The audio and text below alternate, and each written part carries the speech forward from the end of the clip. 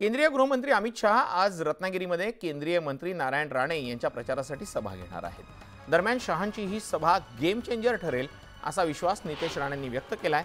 तर उद्धव ठाकरेंच्या कणकवलीतल्या सभेमुळे नारायण राणेंचं मताधिक्य 1 लाखांनी वाढेल असा खोचक टोला नितेश राणेंनी लगावलाय।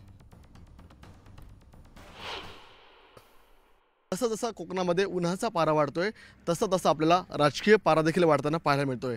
आज आपल्याला कोकणामध्ये स्वतः अमित शहा आणि उद्धव ठाकरे यांच्या सभांचा धडाका पाहायला मिळणार आहे। या संदर्भात आपल्या सोबत बोलण्यासाठी आहेत भाजपाचे आमदार नितेश राणे। सर, काय सांगाल?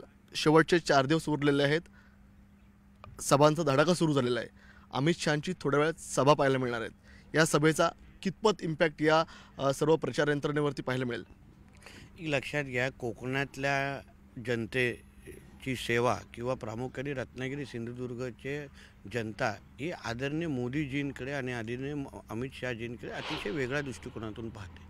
कारण का त्यांच्या या 10 वर्षाच्या कारकिर्दीमध्ये आमच्या कोकणाचे असंख्य महत्त्वाचे प्रश्न हे मोदीजींच्या सरकारच्या माध्यमातून सुटलेले आहे।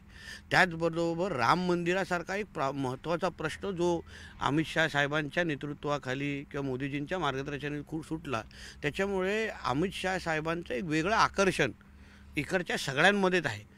म्हणून अमित शहाजी जे आज येत आहेत त्यांची आज जी सभा होणार आहे ती आमच्यासाठी गेम चेंजर सभा होणार आहे।